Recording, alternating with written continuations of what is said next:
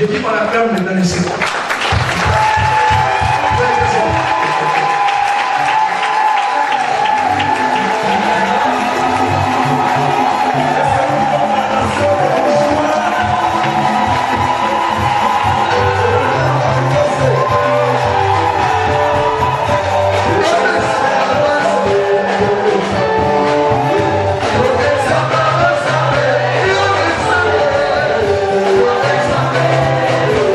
Yes.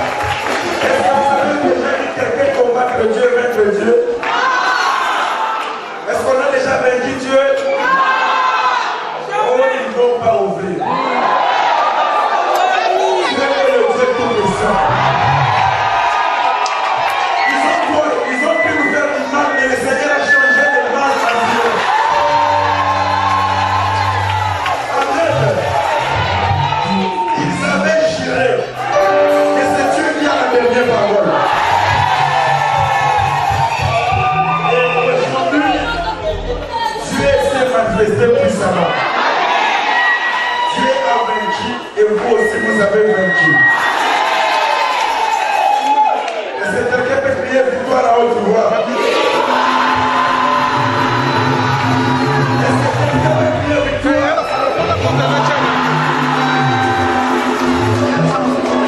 Avant que l'homme de Dieu passe, il faut qu'on chante. Amen.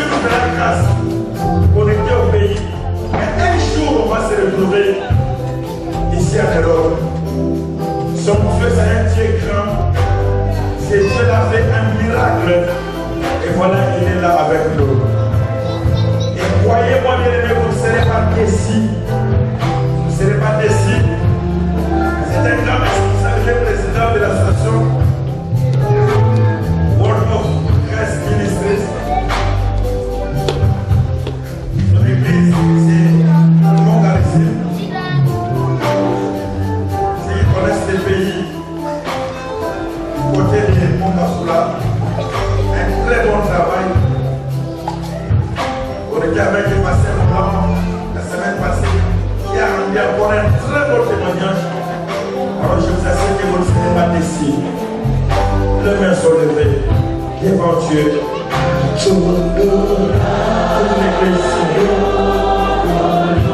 Alléluia, Jésus.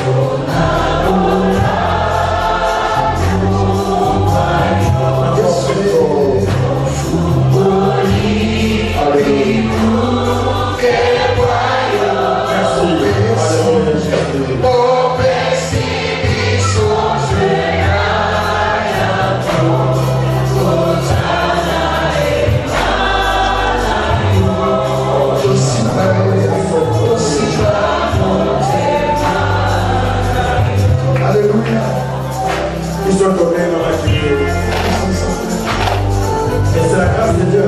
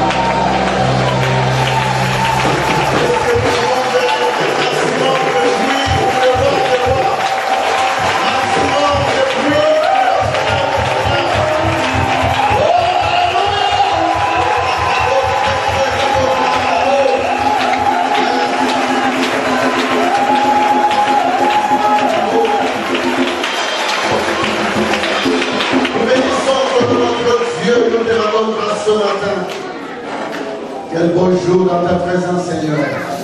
Tu es merveilleux. Nos cœurs les croient et nos bouches les confessent.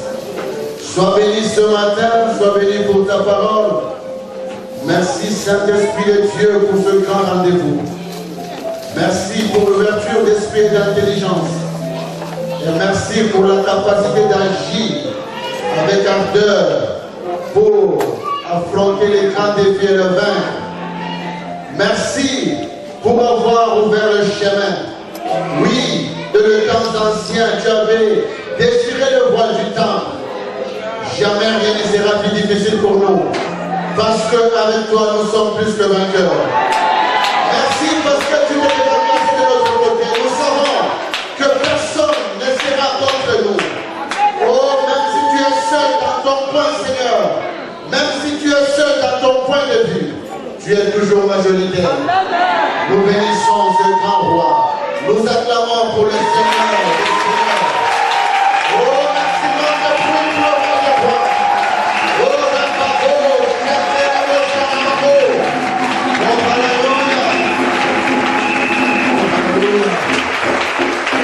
Amen. Nous pouvons nous asseoir.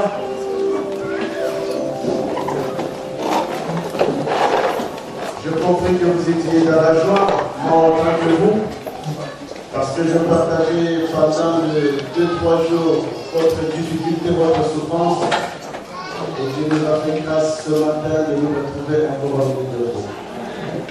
Je bénis Dieu pour cette opportunité, comme la gloire de Dieu, nous nous sommes vus au cours d'une prédication et nous avons pensé comment faire ce mouvement vers ici et Dieu a fait grâce que nous sommes au milieu de vous.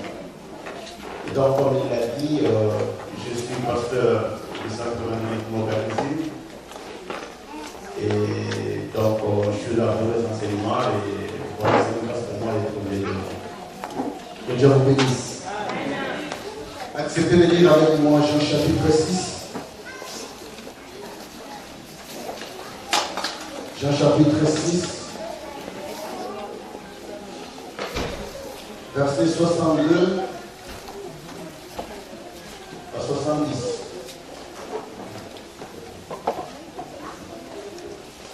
Jean chapitre 6.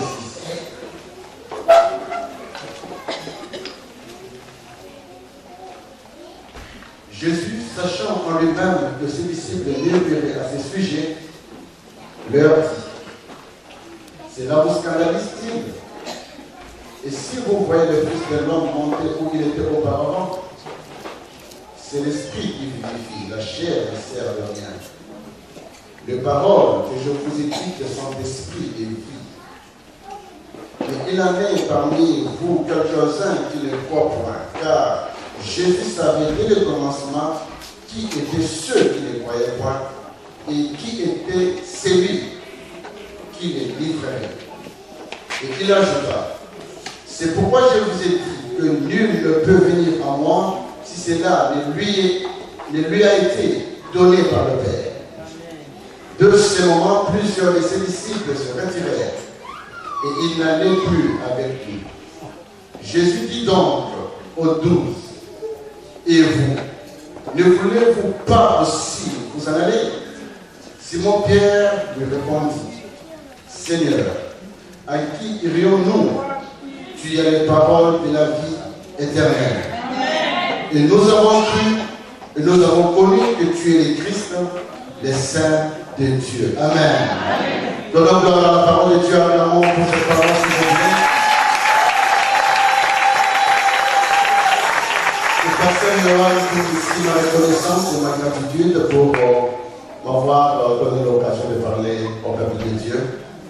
Et merci, pasteur Yohan. Le mercredi passé, nous avions déjà, pour ceux qui étaient là avec nous, commencé un enseignement que je me donne le devoir de vous rappeler en 2-3 minutes. Sinon, je suis dans une suite logique. Si je peux rappeler, et ça sera un peu difficile pour ceux qui nous ont rejoints ce matin. Donc, nous étions en train de parler sur un thème qui s'intitule « La vie dans les offrandes ». Les offrandes, c'est quelque chose que nous faisons pratiquement tous les jours. C'est pas chaque mercredi ou chaque dimanche. Mais je voulais assez que cet acte pratiquement routinier puisse être fait avec conscience. Parce que Dieu ne nous demandera rien sans qu'il y ait une conséquence. Donc, les offrandes que nous donnons constituent une cause qui doit avoir des effets. Et comme c'est une cause qui a des effets, il faudra que chacun de nous saisisse cette opportunité pour savoir comment l'utiliser à son avantage. Comme je l'ai dit à ceux qui étaient là, la vie spirituelle répond aux principes. Et les principes ne se courbent devant aucune prière. Le principe est plus fort que le diable et tous les ennemis réunis. Donc si vous savez appliquer le principe va travailler à votre avantage. Si vous ne savez pas appliquer le principe va vous détruire. J'avais donné un exemple, je le donne à mon consommateur. Je sais papier, je le jette, même si je ne prie pas, le papier finira par redescendre. Là est le principe. Je monte sur une maison, je saute, que je sois un homme de bien ou pas, je finirai par m'écraser, peu importe ma foi.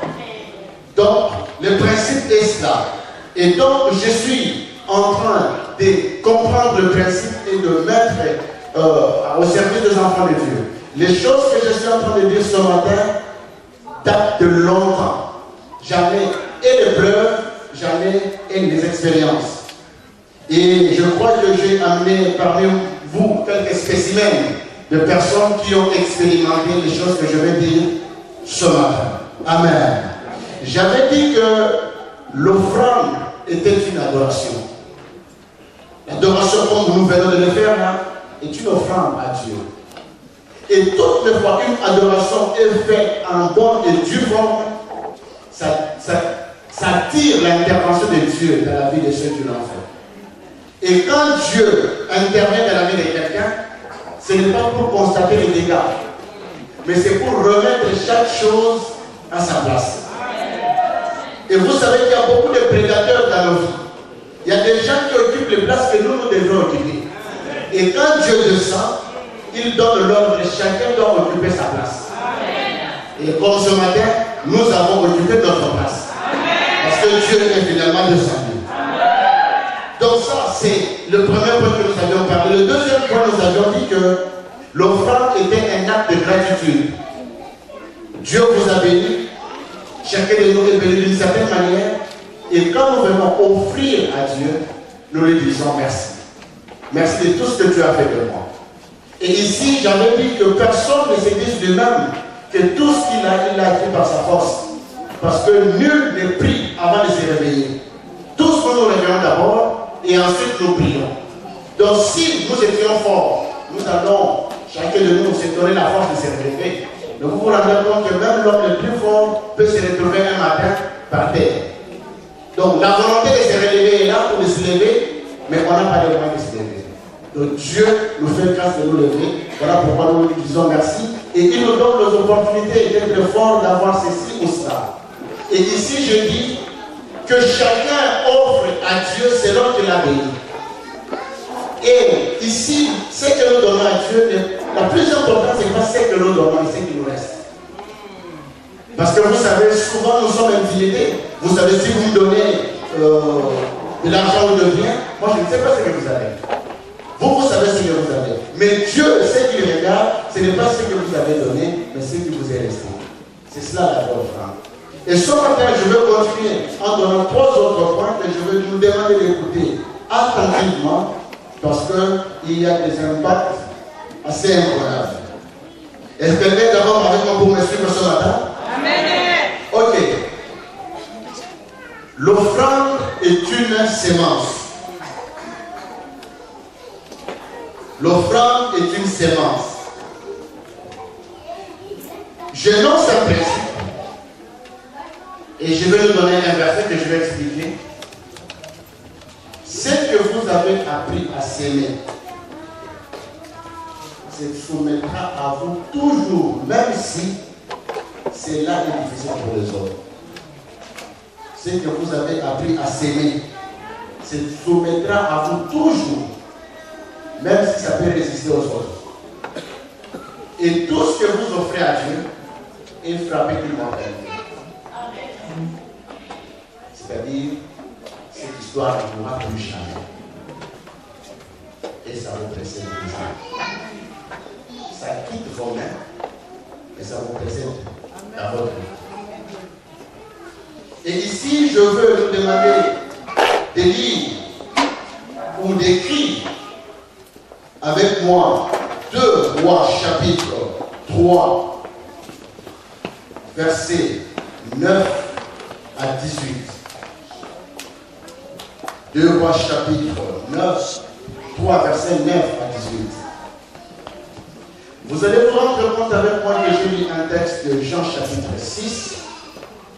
Et la chose la plus importante dans ce texte, les paroles que je vous ai dites sont esprit et vie. La parole de Dieu est comme un médicament. Le médicament a le pouvoir de guérir même si vous ne l'avez pas encore consommé. Quand il est dans la pharmacie, il a ses pouvoirs. Il n'attend pas que vous le consommiez pour que le pouvoir commence. À la fabrication, on a donné à chaque médicament le pouvoir de guérir une maladie spécifique. C'est quand vous êtes malade et que vous appliquez le médicament que vous voyez ses effets. Si vous n'êtes pas malade, vous pouvez dire que ce médicament est inutile. C'est inutile parce que vous n'avez pas encore appliqué dans votre vie. La parole de Dieu est ainsi. Elle est esprit et elle est vie. Quiconque la prend et la met en pratique verra ses effets. Si vous ne l'apprenez pas, elle sera là. Elle ne perdra jamais ses facultés. Elle sera là avec toute sa puissance. C'est les jours que vous le mettez en pratique que vous voyez qu'elle est capable de faire des effets. Et ce matin, je suis en train de vous annoncer une parole qui est esprit et dont la vie ne se manifestera que quand vous l'aurez appliquée. Et donc je vous invite à appliquer cette parole ce matin. Le 2 Rois chapitre 3 verset 9 à 18 nous raconte l'histoire d'Élie et Élisée. C'est un peu plus aussi parce qu'il est question d'une guerre d'Israël. Et pendant cette guerre-là, Israël doit aller en guerre, mais finalement il se rend compte qu'ils n'ont plus d'eau. Sans eau, on ne peut pas progresser. Vous savez que l'eau c'est la vie. S'il n'y a pas d'eau, la vie devient difficile. Et nous sommes là dans un combat. Si vous n'avez pas d'eau, ça va devenir difficile. Et maintenant, le roi se pose la question. Qu'est-ce que nous allons faire? On vient lui dire qu'il y a en Israël un prophète. Mais ce qui m'intéresse ici, c'est la description qu'on donne d'Élisée. Et je préfère nous lire cette description.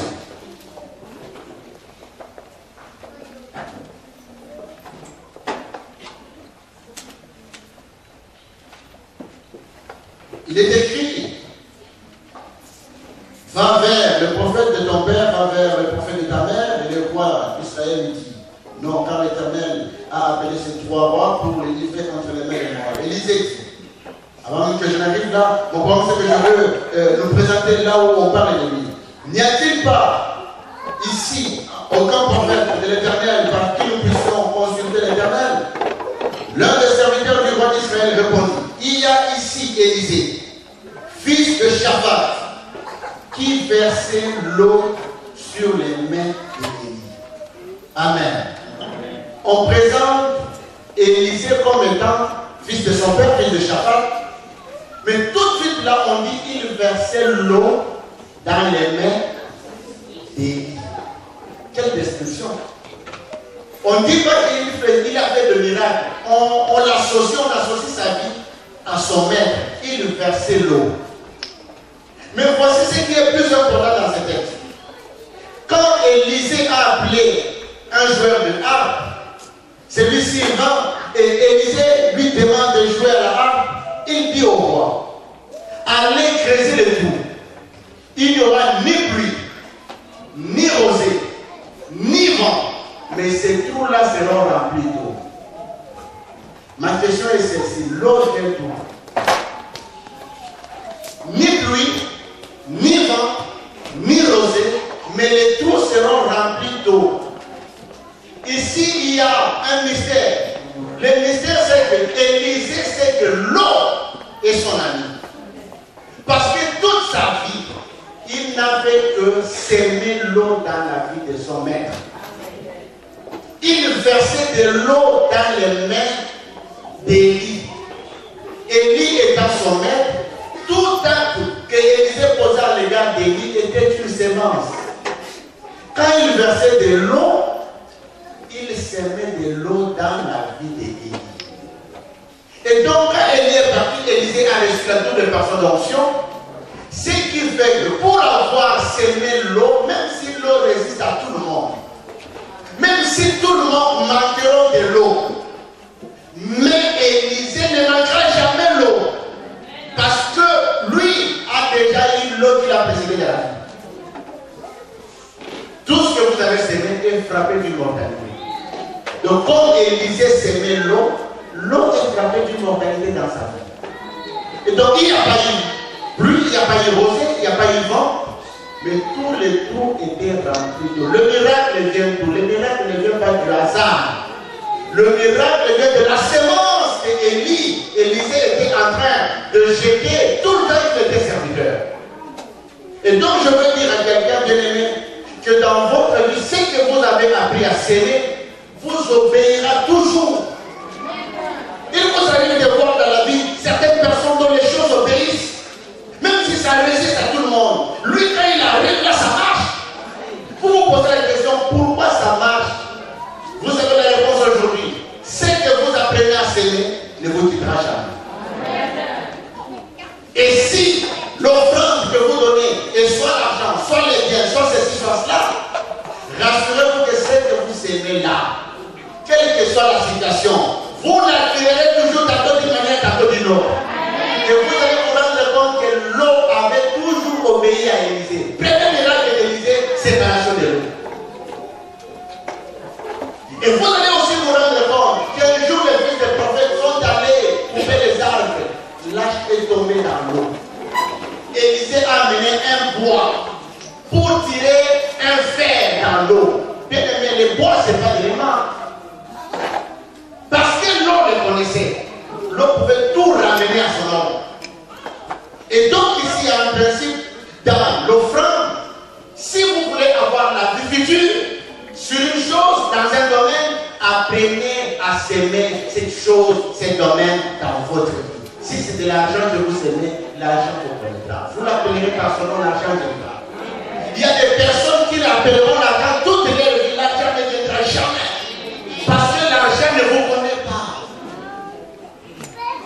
Il y a des personnes, il y a des choses qui ne vous obéiront jamais. Même si c'est facile pour le moindre, quand ça arrive à votre tour, ça vous résiste. Parce que ça ne vous connaît pas. Et apprenez donc, bien aimé, à savoir qu'est-ce qu'il faut s'aimer dans votre vie pour organiser votre avenir. Vous savez, vous êtes dans un pays très organisé. Celui qui ne fait pas d'épargne, celui quand il travaille, il ne fait rien. Quand il entre en chômage, il n'a rien. C'est quoi ce qu'on vous paye pendant votre chômage? C'est ce que vous avez sémé. C'est quoi ce que vous donne quand vous vieillissez? C'est ce que vous avez sémé. Si vous mangez tout, même si le plus faible, celui qui était plus faible que vous, mange à sa vieillesse, vous n'aurez rien parce que vous n'avez rien sémé. L'argent de la vieillesse ne vous obéira jamais. Chez vous-même, on a rendu ce principe plus facile. On l'a rendu même naturel. Alors que ce sont les principes spirituels. Si le commun de mon cœur peut le faire, vous pouvez le faire mieux. Et quelqu'un dise gloire au Seigneur. Je passe à la deuxième chose pour ce matin. L'offrande est un émissaire. Je peux dire, il est comme, ou elle est comme une ambassadrice. Ou un missionnaire. Et ici, je établis un principe pour dire toute offrande qui est faite sur révélation produit toujours un miracle. Et j'insiste sur le mot toujours. C'est cette affaire-là. Toujours. C'est-à-dire ça ne rate pas. Une offrande faite sur révélation produit toujours un miracle. Car en réalité, si l'offrande ne peut rien résoudre comme problème, cette offrande ne peut pas créer un miracle. C'est quoi une offrande donnée sur révélation? C'est une offrande qui va pour résoudre un problème spécifique.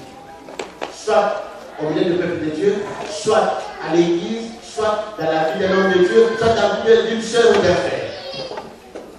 Et pour donner cette offrande, il faut que Dieu vous inspire. C'est quoi la révélation? C'est les rêves du ciel. Dieu vous dit sur terre ce qui se passe au ciel. Il vous donne les codes. Il vous dit, si vous faites ceci, il y a ceci qui va se déclencher comme système. Alors ici, je veux que nous puissions écrire 2 Rois chapitre 4, le verset 8 à 17. 2 Rois chapitre 4, le verset 8 à 17.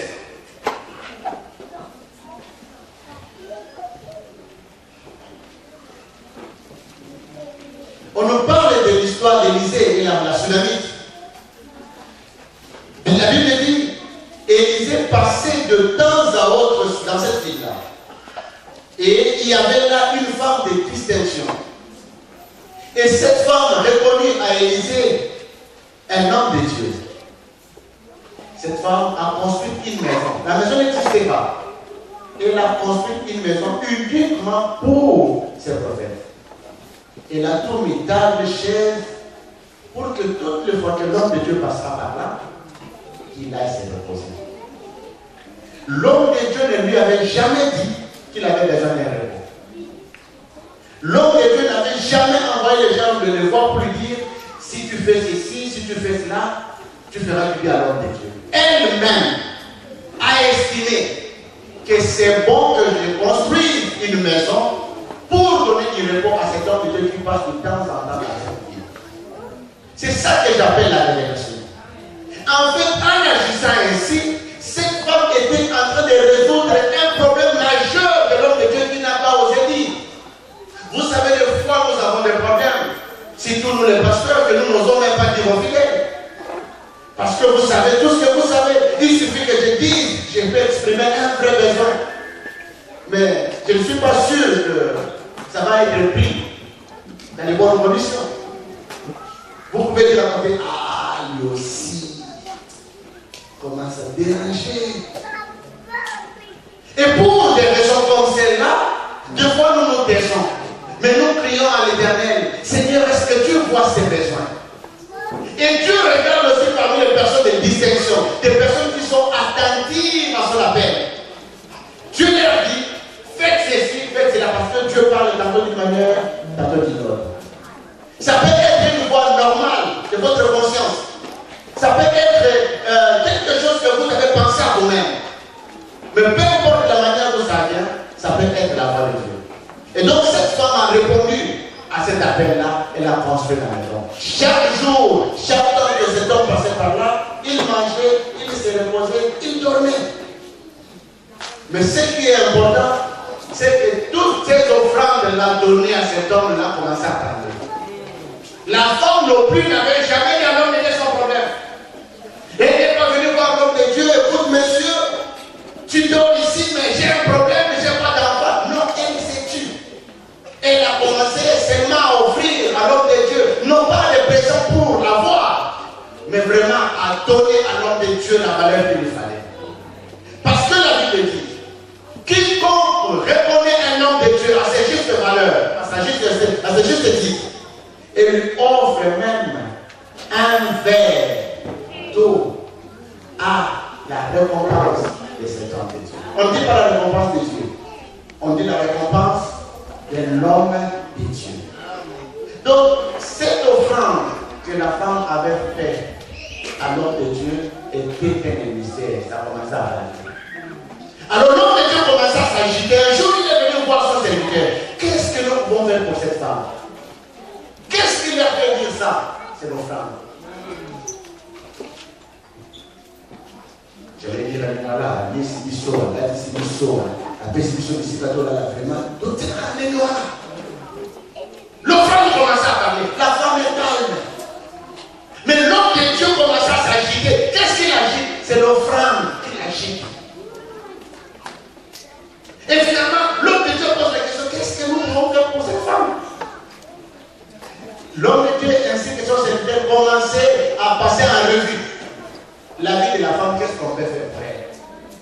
finalement, son serviteur est allé voir la femme pour dire, est-ce que tu peux venir, le prophète a besoin de toi.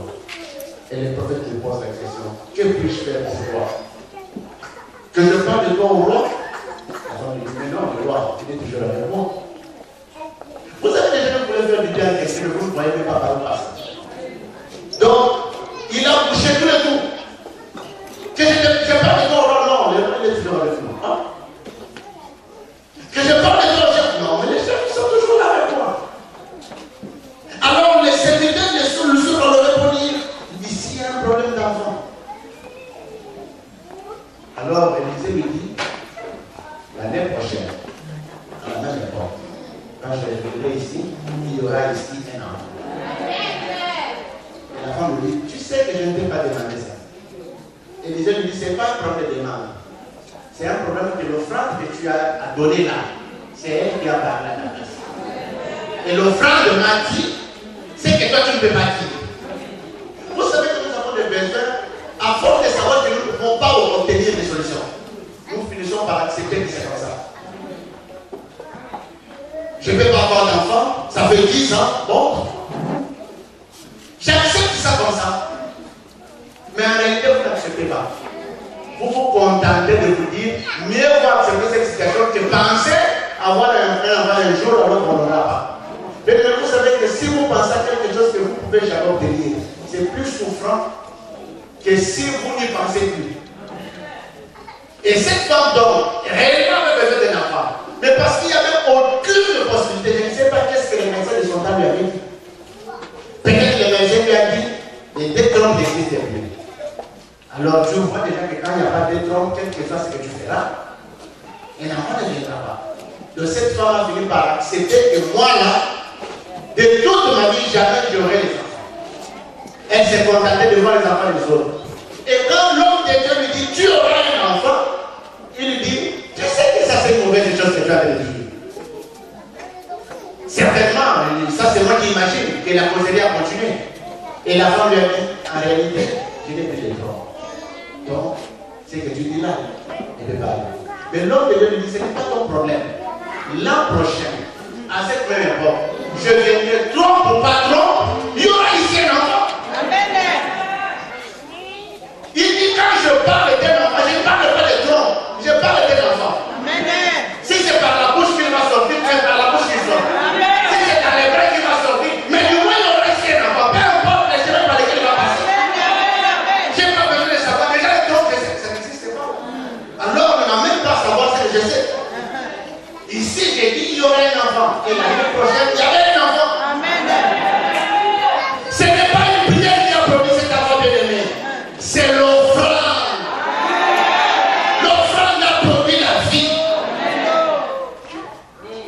Elle n'a pas intercédé. Elle n'a pas chassé les démons. Elle s'est juste occupée d'un homme de Dieu. Elle a répondu aux vrais besoins d'un homme de Dieu. C'est ce que je dis. Quand une offrande est donnée sur révélation, cette offrande produit, ça résout un problème. C'est ici que je me donne le devoir de vous donner un premier témoignage. Nous nous retrouvons à Kinshasa. Je dois trouver un bureau, je n'ai pas d'argent. Je prie Dieu. Seigneur, s'il te plaît, donne-moi de l'argent parce que je dois trouver ce bureau. Ça fait 1 mois que je ne travaille pas, ça fait 1 mois que je suis dispersé, ça ne marche pas, on ne sait plus me joindre. J'avais besoin d'argent que je n'avais pas. Mais de l'autre côté, il y a aussi quelqu'un qui a un autre problème, qu'il ne peut pas avoir. Et la personne vient me voir pour me dire, pasteur, j'ai un dossier que je dois introduire à l'ambassade. Mais je sais que ça risque de ne pas marcher. Mais du moins, je viens pour que tu pries pour moi. Voici mon offrande. Bien aimé, ce qui est bizarre, cette offrande était l'argent exact dont j'avais besoin pour mon bureau. Et je n'avais pas eu le temps d'ouvrir cette offrande, vous savez. Quand on vous donne quand même en ce moment-là, l'humilité oblige, vous mettez quand même l'enveloppe de côté, vous faites quand même une prière. C'est après que vous ouvrez l'enveloppe. Parce que les enveloppes qui donnent, il ne faut pas vous étonner devant la personne qui est quand même bien donnée. Là, vous comprenez. Donc j'ai pris l'enveloppe, j'ai prié. Mais dans ma prière, j'ai dit ceci. Plus jamais dans ta vie, tu vas circuler avec un dossier pour chercher un visa. Plus jamais. La personne est partie pour faire l'enveloppe, c'est ce que j'ai, dont j'avais besoin pour les payer. Donc quand moi j'allais payer l'argent du bureau, j'étais moi aussi là en train de croyer un visa à quelqu'un. Donc moi pour moi c'était pas que je suis consul, est-ce que les documents sont en ordre, j'étais déjà plus à ce niveau-là. Moi je me suis dit, comment elle a su que ce qu'elle doit donner doit répondre à mon besoin? Comme ce qu'elle a donné à répondre à mon besoin, ça veut dire que moi aussi je n'ai pas son besoin. Elle avait un visa déjà déterminé. Elle est là. Ça va pas, tu peux te lever. Elle vient de Lyon. Elle est là.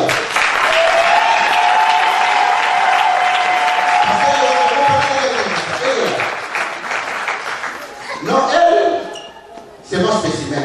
Elle a beaucoup de témoignages là. Dans la troisième partie, elle a encore un témoignage. Bien aimé, les offrandes que vous donnez, ne calculent plus. Moi, je dis toujours ceci.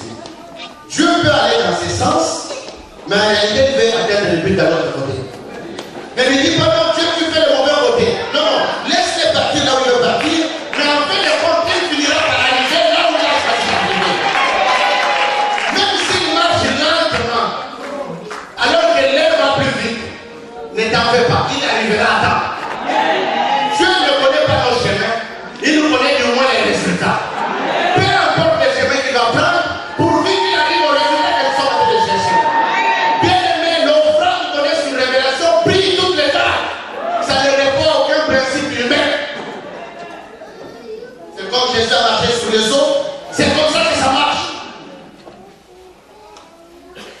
La révélation pour une offrande. C'est cette offrande que nous donnons tous les jours. Ne viens pas jeter. Reste calme. Prie Dieu. Qu'est-ce que Dieu dit? Laissez-moi vous dire une deuxième chose. Vous savez que Dieu avait besoin d'une maison, mais il n'osait dire aux gens. Depuis les jours qu'il avait lui-même donné le plein, les modèles, on a construit le tabernacle, on passait Dieu d'une tente à une autre. Alors que Dieu voulait bien qu'on les stabilise. Les enfants d'Israël sont arrivés sur la terre promise, ils ont construit leur maison, mais Dieu passait toujours d'une maison, toujours locataire. D'une maison à une autre. Les rois, les juges, chacun construisait sa maison. Jusqu'au jour où David a eu à l'esprit de construire une maison. J'aime bien la parole de Dieu, c'est que Dieu dit à Nathan. Ah, Nathan! Saül est passé ici. Il n'avait jamais pensé à ça. Samson, avec toute sa force là, il est passé ici. Il n'avait jamais pensé à ça. Mais comment cet enfant a pu comprendre que moi, Dieu, j'ai besoin d'une maison? Alors il dit ceci à David. Frère David, sois calme. La maison, même si c'est toi qui ne vas pas construire, mais cette maison sera construite. Mais laisse-moi te dire maintenant ce que je fais. Toi là, David, je vais affermir ton trône. Cette parole n'était pas venue avant l'offrande. Donc si David n'avait rien fait, bien aimé, Dieu n'allait rien dire. En fait, la parole est restée là. Mais comme il n'y a pas une cause, les faits ne viendraient pas. Beaucoup de choses qui viennent de ta vie sont des effets. Si tu veux changer les effets, non, tu vas te battre pour rien. Change la cause.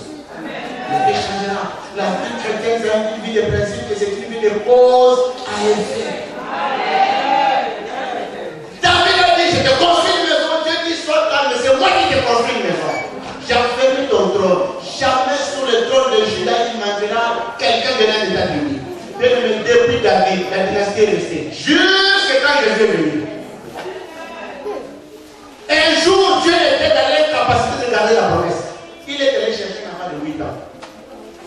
Josué est devenu roi à 8 ans parce que Dieu devait maintenir la promesse. Cherchez-moi un enfant de 8 ans. Qu'est-ce qu'il est capable de dire? À peine il y a de bonnes phrases. 8 ans, un roi.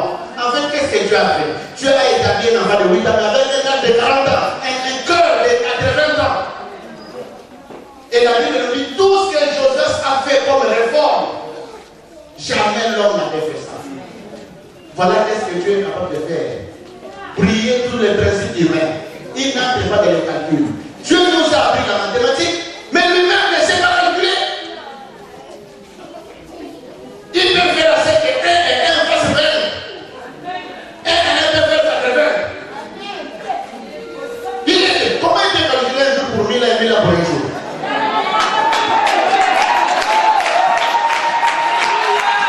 Alléluia. Il nous a appris la mathématique, mais lui-même n'a jamais été mathématicien. Dans chaque calcul de mathématiques, il y a zéro. Zéro. Mais si tu veux marcher avec lui, apprends ne pas calculer comme lui. Et là, ça marche. Amen. Oh, l'offrande donnée sur révélation peut changer tous les calculs. L'offrande sur révélation peut te placer là où on ne t'attendait pas. L'offrande sur révélation peut parler de toi mieux que toi-même. Passe à ça, bien-aimé. Et que quelqu'un a pour le Seigneur et te progresse.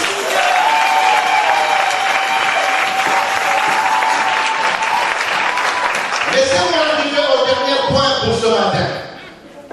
Et je pense que c'est un point aussi important.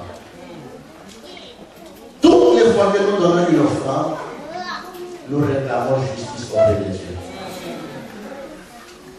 Parce qu'en réalité, toute offrande est donnée toujours sur un autel ou dans un sanctuaire. Toutes les fois que vous allez placer une offrande quelque part, même si vous dites c'est ici que je veux placer l'offrande pour l'Éternel, cet endroit-là devient un autel.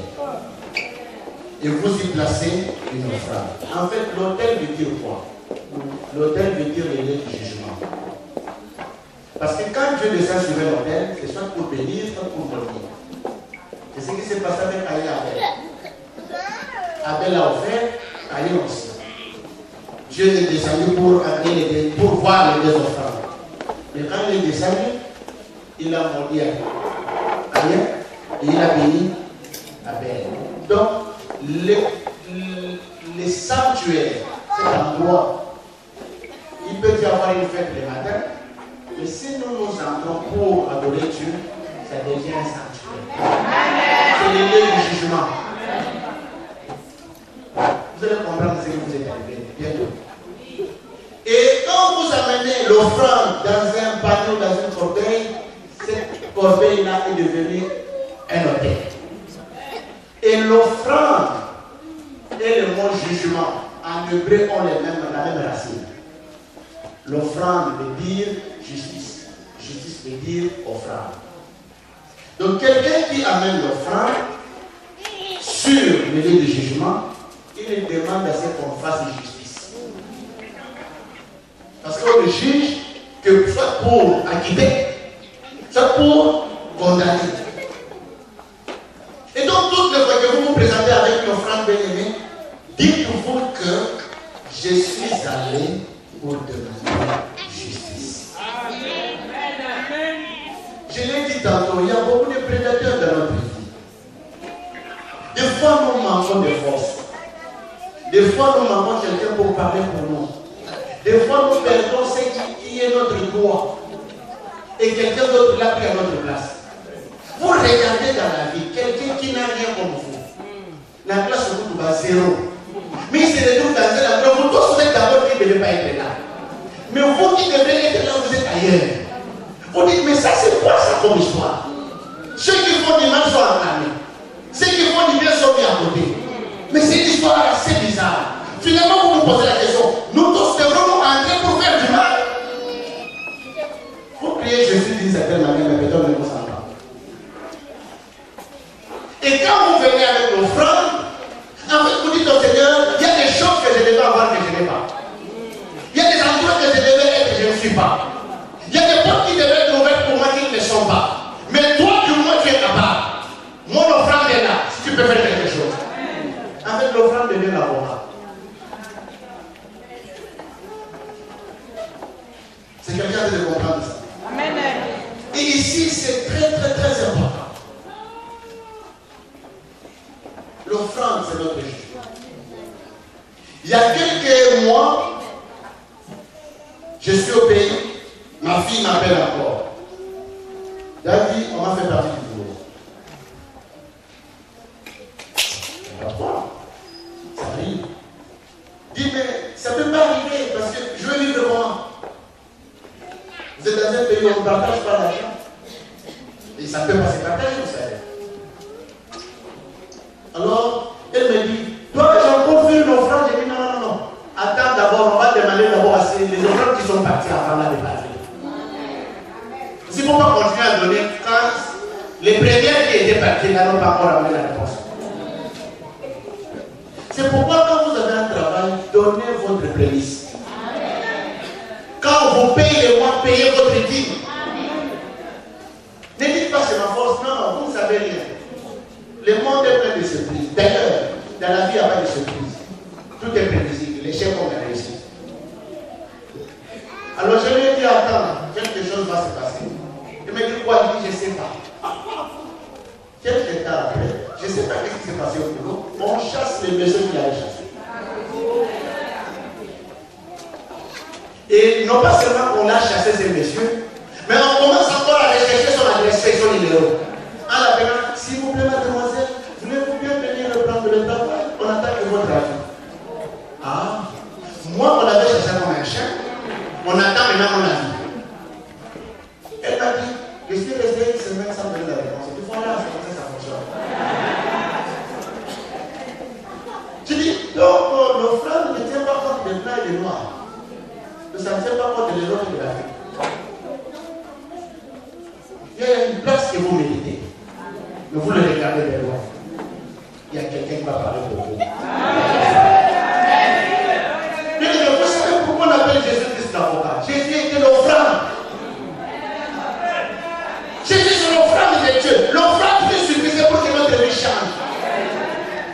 Qui était capable de sauver sa vie? Quelle offrande on pouvait donner à Dieu pour que Dieu accepte notre vie? Il a refusé les holocaustes. Il a refusé lui. Il a refusé tout ça. Et finalement, Jésus a dit, fais-moi encore. Pour que je m'offre comme offrande. C'est pourquoi il est avocat.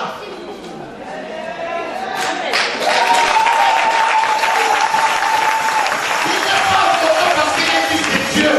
Il est avocat parce qu'il est offrande. Et voici, j'ai dit, revenons à la croix.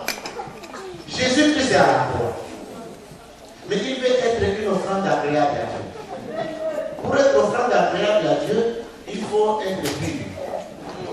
Alors qu'est-ce qu'il fait? Vous vous rendez compte que sur la croix, d'abord avant d'arriver à la croix, Pilate cherche à acquitter Jésus dans son jugement. Il met ici Barabbas, il met ici Jésus. Il est sûr que dans ses votes, Jésus est majoritaire. Alors il est dit, ici c'est Barabbas, vous savez ce qu'il a fait? Il vient de la prison. Il a tué, il a volé, il y a même des gens parmi vous ici à qui il a fait du tort. Ici c'est Jésus de Nazareth. Il a guéri, il a donné du pain, il a... Qui vous choisissez? Et quand Pilate tourne, il s'attend à une réponse que tout le monde dit Jésus. Massacrant, surprise, tout le monde crie Barabbas. Il dit non, vous n'avez pas compris. Je répète. Ici c'est Barabbas. Je répète, c'est Barabbas qui vient de la prison. Ici c'est Jésus de Nazareth. Vous choisissez. Les gens disent d'abord, donne-nous Barabbas. Alors là, vous avez la réponse. Je pense que Jésus s'est dit, ces gens, si je savais, je n'allais pas la donner à Dieu. Vous savez que Jésus-Christ a cherché où est Bartimée? Bartimée pouvait du moins dire non, moi il m'avait guéri, j'ai choisi Jésus. Bartimée n'est pas là. Il a cherché les 5000 personnes à qui il avait donné des personnes, sans compter les femmes et les enfants. Personne. Il a cherché les centeniers qui étaient militaires romains. Et bon, du moins, c'est les chefs qui avaient de faire le vote ici. Tous les militaires et les centeniers contre Jésus. Jésus dit, finalement, les hommes, il ne faut pas les faire oublier. Au lieu de garder rancune, sur la croix, la première phrase qu'il prononce, Père, pardonne-les. Parce que si je reste avec cette rancune, je risque d'étudier mon offrande. Je suis mon offrande, ça veut dire une offrande agréable. Avec des rancunes, ça ne passera pas. Alors, quel président savait ce qu'ils étaient en train de faire? Et même on dit qu'il meurt, que son sang retombe sur nous et sur nos enfants. Les gens comme ça, ils ne savaient pas ce qu'ils faisaient. Et Jésus dit, pardonne-les. pour qu'il soit une offrande.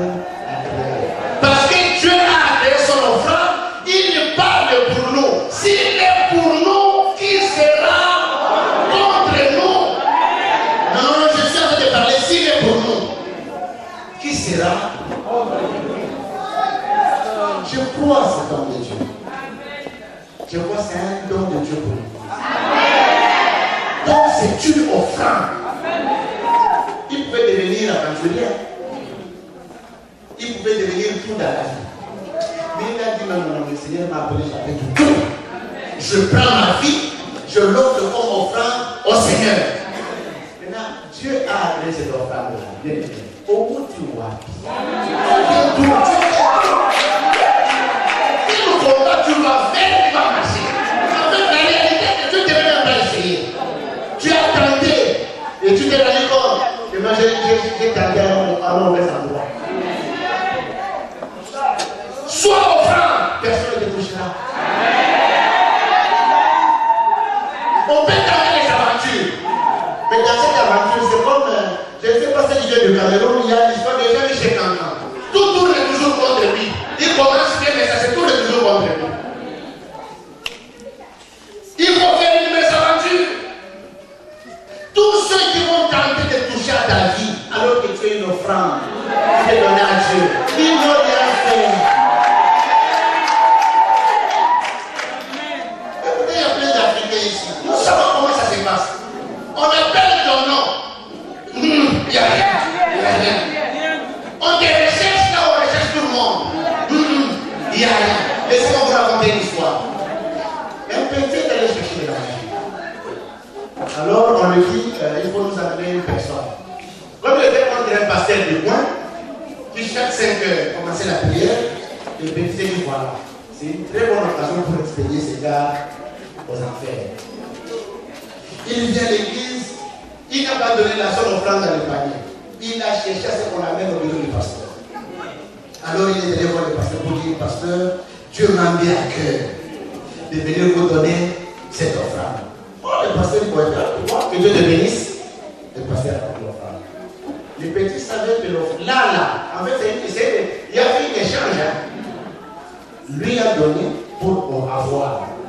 Donc le pasteur ne savait pas qu'en prenant, on l'a pris. Mais le petit ne savait pas non plus. Quand on a, il n'a rien pris.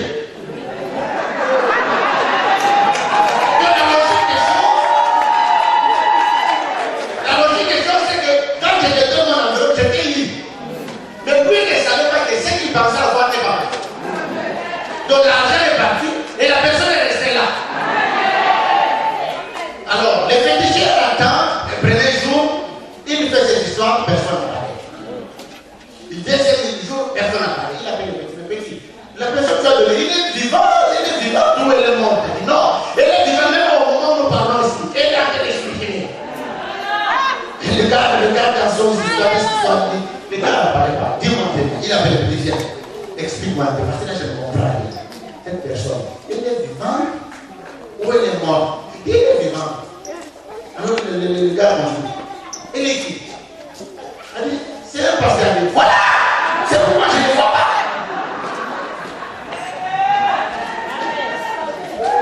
J'ai envie de parler à l'Ingala. S'il y a quelqu'un qui ne sait pas parler l'Ingala, vraiment aidez-moi, expliquez-nous ce que je vais expliquer ici.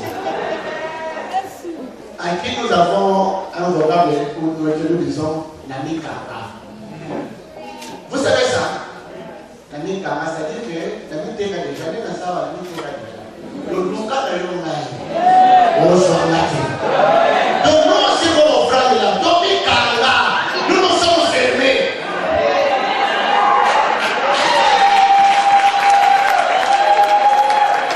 C'est-à-dire que je suis l'offrande dans les sentiers de Dieu. Voir. Et il doit me voir là où je l'avais. Non pas là où vous voulez me mettre, mais là où lui avait déterminé que je sois. Parce que je suis dans sa main.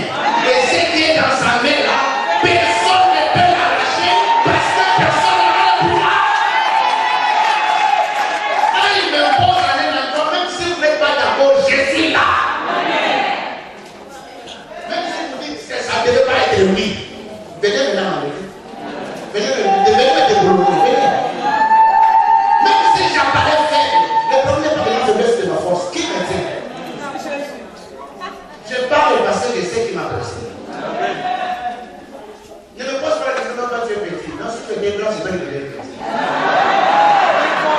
Et l'offrande ne tient pas compte de qui tu es. Bien aimé, vous savez, vous pouvez parler français, donc ça dit quand tu de rapidité incroyable. Vous avez tous les mots en place, les familiers et les articles, mais vous ne faites rien. Vous pouvez être quelqu'un qui, donc vraiment, s'il a prononcé 10 phrases, il y a 20 erreurs. Mais,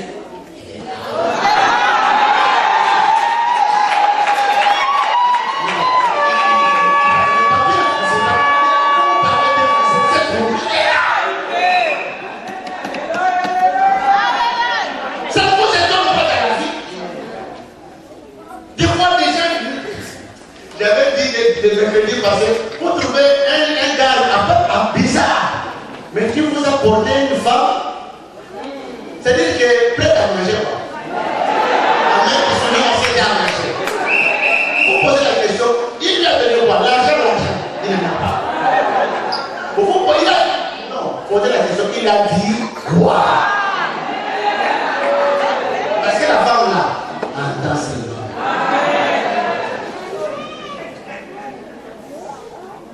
Il a dit quoi? Non. Pourquoi cette personne-là ne posait pas cette question? Posez plutôt la question. Il a fait quoi?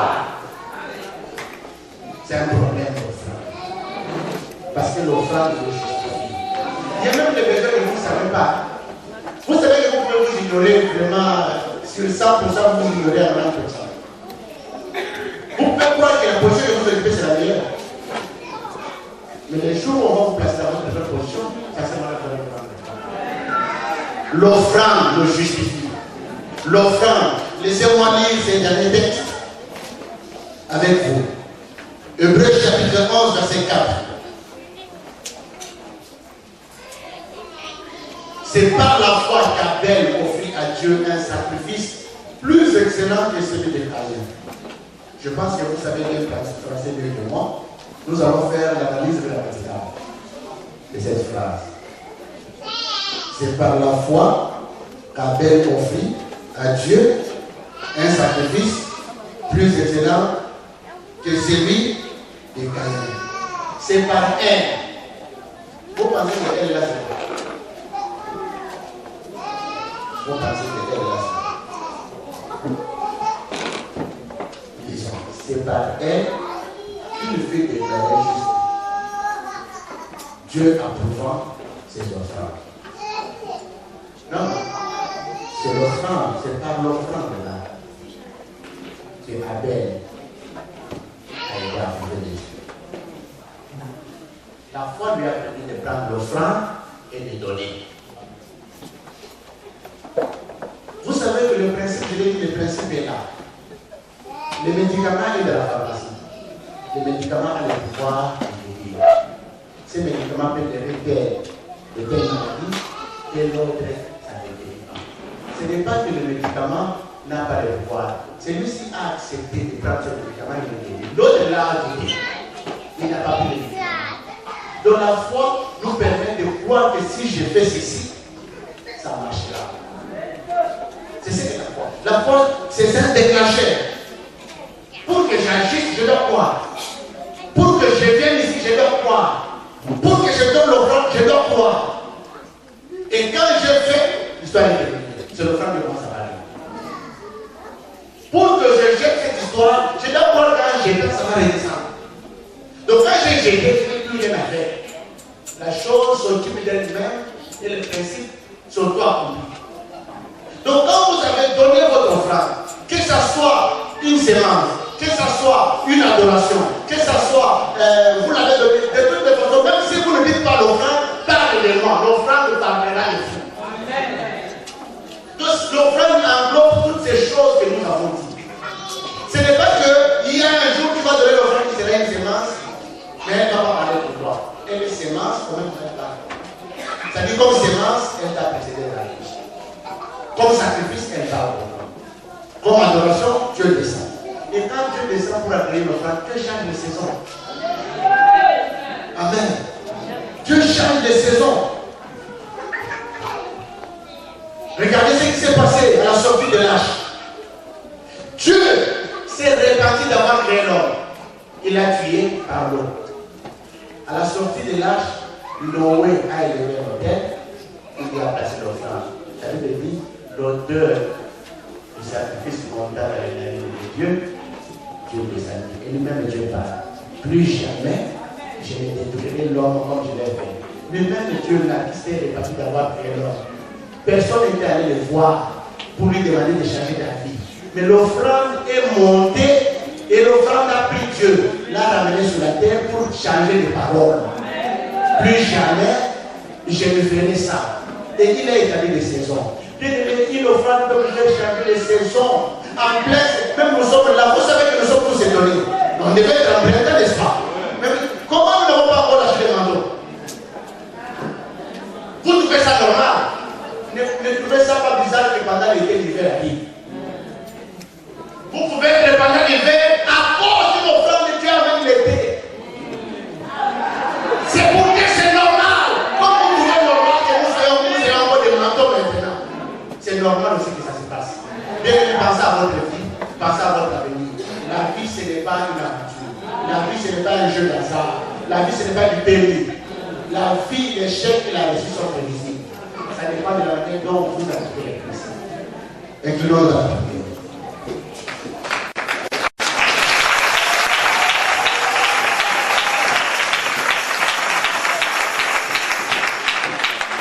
Ce matin, tu es dans le sanctuaire, tu es déjà une offrande toi-même. Et ce matin, certainement, tu vas donner une offrande et toute ta vie, tu donneras des offrandes. Cet enseignement n'est pas donné pour aujourd'hui, mais cet enseignement est donné pour la vie.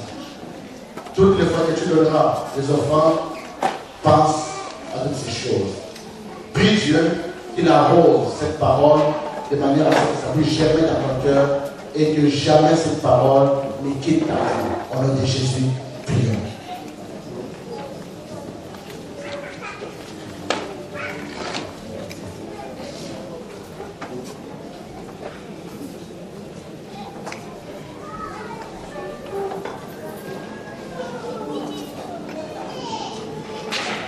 Oh, fais ta prière.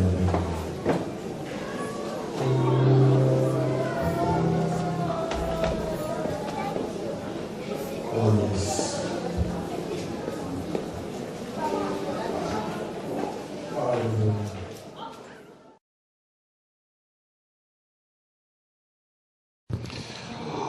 Bonjour, bonsoir, chers amis auditeurs de Radio TVCR Mérac. Aujourd'hui, nous avons eu aussi grâce de recevoir un pasteur qui est venu de Kinshasa, qui est venu nous donner vraiment la parole au nom de pasteur Elvis Ngassi.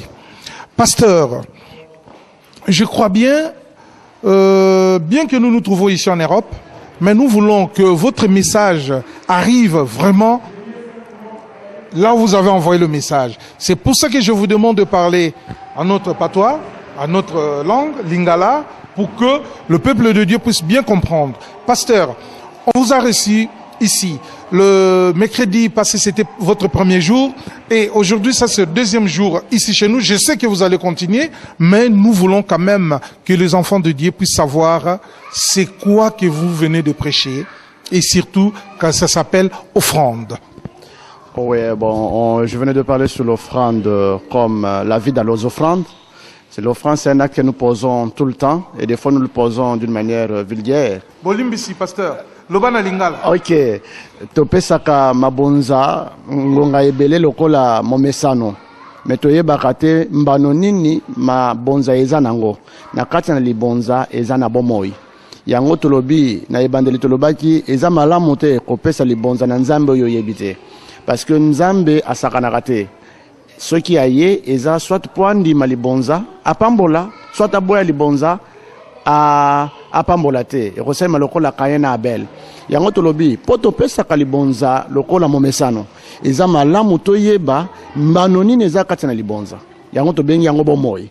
Pe tolobaki mukolo liboso, libonza ezali adoration, lokumo tozo pesa epa na Nzambe. libonza pe tolobaki ezali acte ya reconnaissance, c'est-à-dire que ondimi na bomoi na yo que nyonso nazali pe nyonso naza nango mutu apesi nga yango eza nzambe. Pe Bible lobi wana mutu na mutu apesa libonza na ye kolandisama lipamboli nzambe apesaki ye.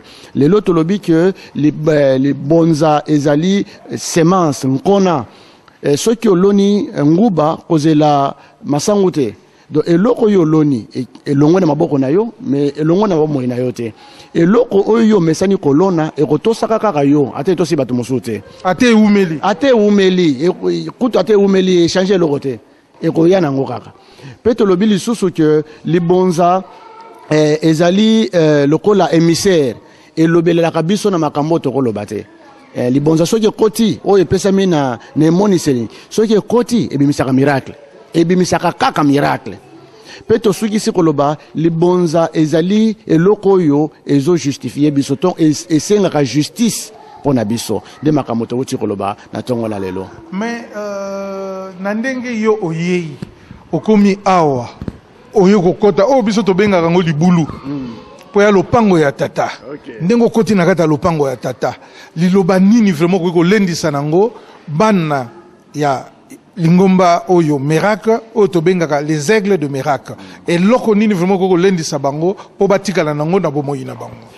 D'abord na ebisi bango na ulobi yango kutu na ndako na nzambe pasteur azali bonza lokola kabi bomoi na ye pa na nzambe akabi yango pona pamba te. Pe batu nyonso oyo bandimi liloba oyo nzamba pesi ye pe bakabi lolenge moko bomoi na bango epa na nzambe pe bami kabi pona musala wana mbano eza ata umeli mbano ezali pe ba umela na makolo na ye bayoka maloba oyo nzamba pesi po maloba oyo nzamba pesi ndi yango emeli biso soki yango te tolinga tosangana te. Boyo pasteur bana ya église miracle bayaka pe kuna na mboko bino bozali na Kinshasa okoki kopesa biso mindelo na yo manyata na yo oyo soki bakomi kuna po baluka baya epa na yo kokabola lisusu liloba kaka na yo. Eza malamu biso toza centre évangélique Mogarizim toza na Mongafula toza entre Cité Verte na Masangambila babingi yango arrêt Bel Air toza na numéro 79 na bypass kaka na Makadam. Donc soki bana baye kuna bakokuta yo baye kuna bakuti ngai soki balingi bazwa ngai babengi ngai na plus 243 81 19 271. Boyo, merci beaucoup. Matondo, pasteur. Merci. Et chers amis, là, vous avez compris que nous sommes à la fin de notre prière ou culte et émission qu'on a fait avec notre pasteur. Et maintenant, je vous dis à bientôt.